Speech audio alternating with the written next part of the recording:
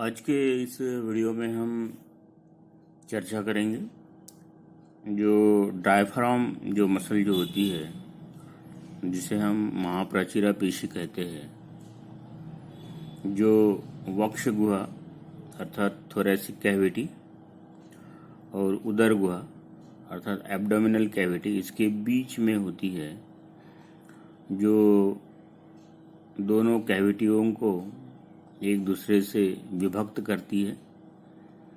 ये एक महत्वपूर्ण पेशी है जो श्वसन क्रिया, मल विसर्जन क्रिया, खांसना, छींकना आदि जो क्रियाएं जो होती है इसमें ये महत्वपूर्ण कार्य करती है।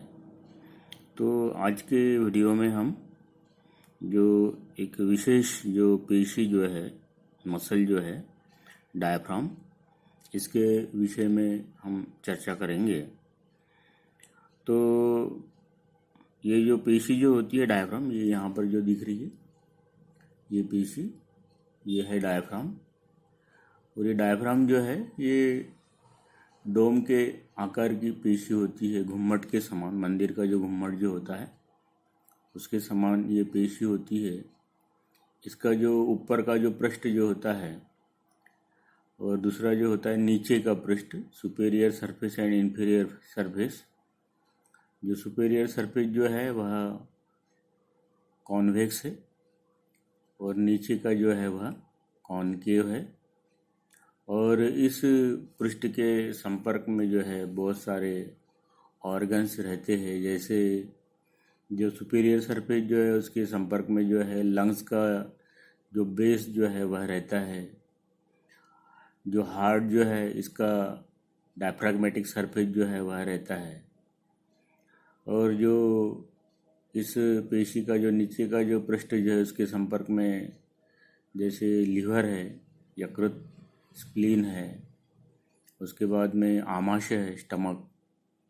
तो इस प्रकार से बहुत सारी जो पेशियाँ जो है इस महाप्राचीरा पेशी के अर्थात डायफ्राम के संपर्क में रहती है।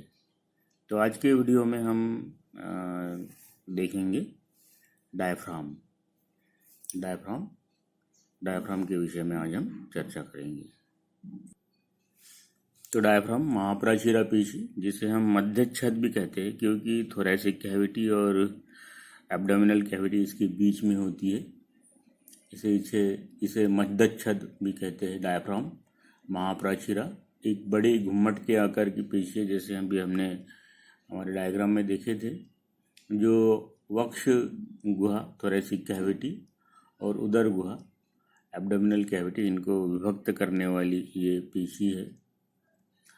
पेशी को दो पृष्ठ होते हैं, superior surface and inferior surface. Superior surface जो है वह कॉन्वेक्स होता है, उन्नत होता है, जिससे वक्ष गुहा का जो थोरेसिक कैविटी होती है उसका तल बनता है। अधः पृष्ठ जो होता है इंफीरियर सरफेस, ये कॉनकेव होता है, जिससे उदर गुहा एब्डोमिनल कैविटी उसकी छत बनती है। पेशी का जो परिसरीय जो भाग जो है वह मांसल होता है, उसमें मसल फाइबर्स हमें दिखाई देते हैं। जो वक्ष निर्गम परिधि अर्थात circumference of the thoracic outlet इसे चिपका होता है।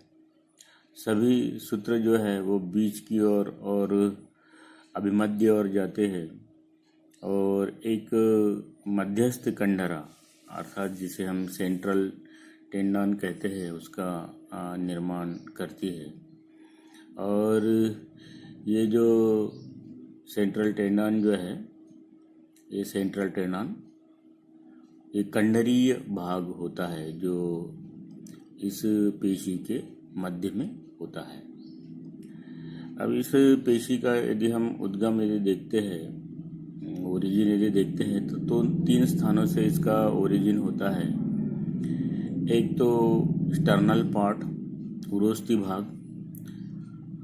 दूसरा जो भाग जो होता है वह कोस्टल पार्ट, परशुकीय भाग, और तीसरा जो भाग होता है लंबर पार्ट, कटी भाग। तो तीन भागों से जो है इस पेशी के सूत्रों का उदय होता है।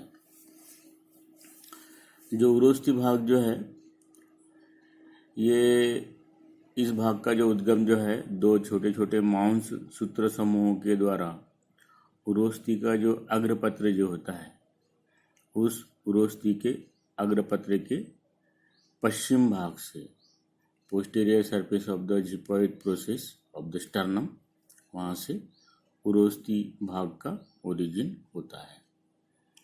दूसरा जो भाग जो होता है जिसे हम कहते हैं परशुकीय भाग, कोस्टल पार्ट, तो इस भाग का जो उद्गम जो है दोनों ओर की जो नीचे की जो 6 परशुकाएँ जो होती है, उपपरशुकाएँ जो होती है, तो जो 6 नीचे की जो उपपरशुकाएँ जो है तथा उसके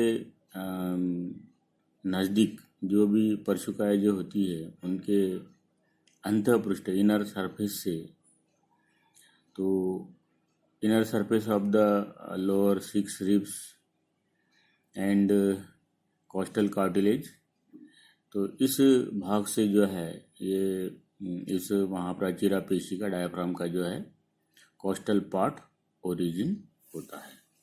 इस प्रकार से उरोस्थी भाग और परशुकीय भाग। अब तीसरा जो भाग जो होता है वो होता है कटी भाग, लंबर पार्ट। तो इसका जो उद्गम जो है दो सौत्रिक चापों के द्वारा, फाइब्रस जो आर्च जो होते हैं उसके द्वारा जो है, जिसे हम कटी परशुकीय चाप अर्थात लंबो कोस्टल आर्चेस भी कहते हैं, तथा कटी कशुरु का लंबर वर्टेब्रा, तो इस भाग से जो है दो स्तंभों के द्वारा, जिसे हम क्रश कहते हैं, इसके द्वारा होता है।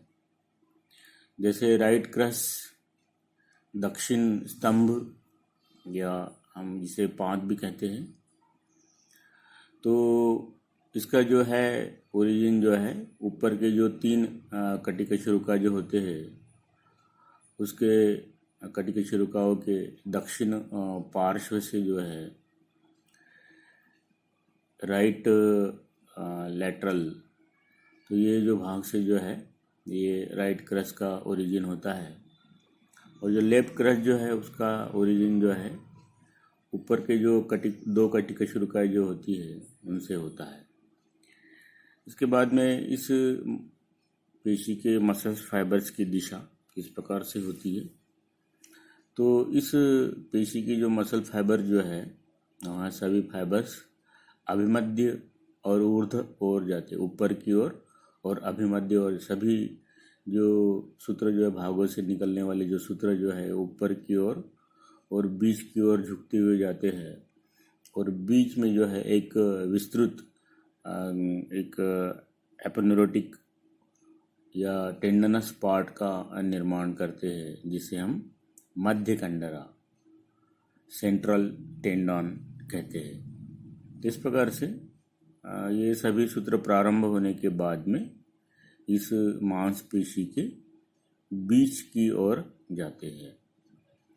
अब इस पेशी का जो भाग जो जिसे हम इंसर्शन भी कह सकते हैं, या फिर इसका अंतिम भाग क्या होता है, जिसे हम मध्य कंडरा सेंट्रल टेंडन, मध्यस्थ कंडरा भी कहते हैं, या मध्य कंडरा सेंट्रल टेंडन।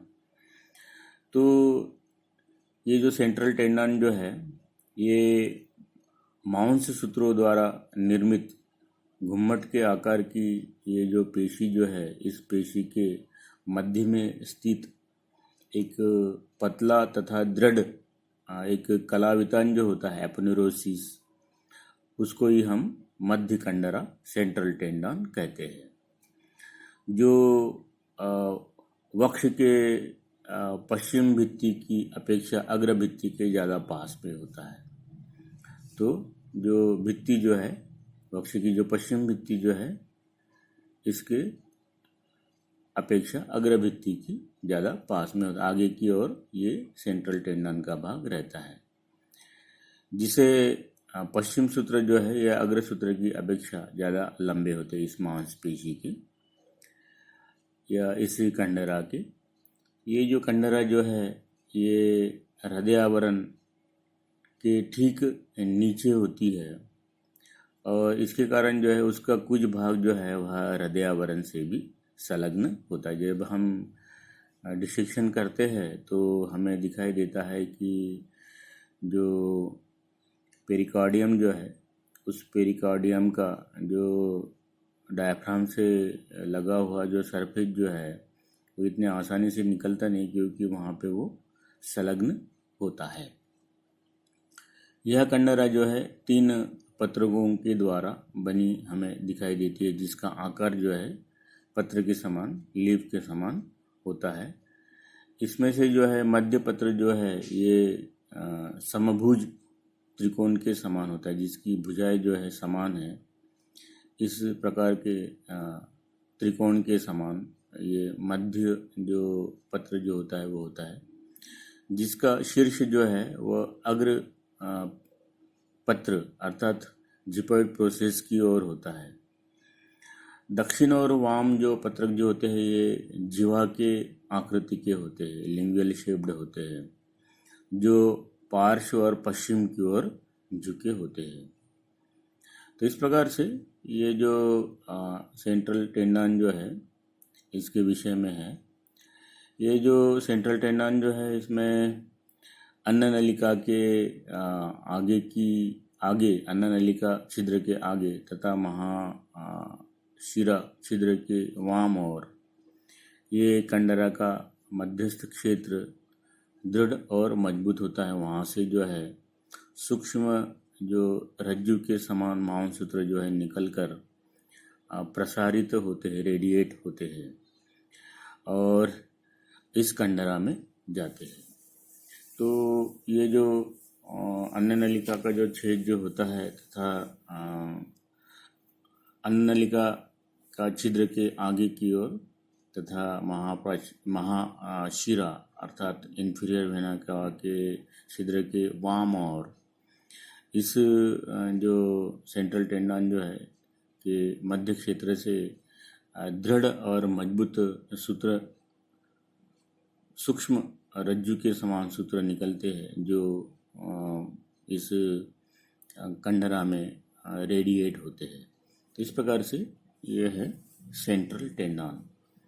तो हमें एग्जाम में भी सेंट्रल टेंडन पूछ सकते हैं और डायफ्राम भी पूछ सकते हैं। तो किस प्रकार से सेंट्रल टेंडन रहती है और किस प्रकार से डायफ्राम जो मसल जो है उसके मांससूत्रों का ओरिजिन होता है।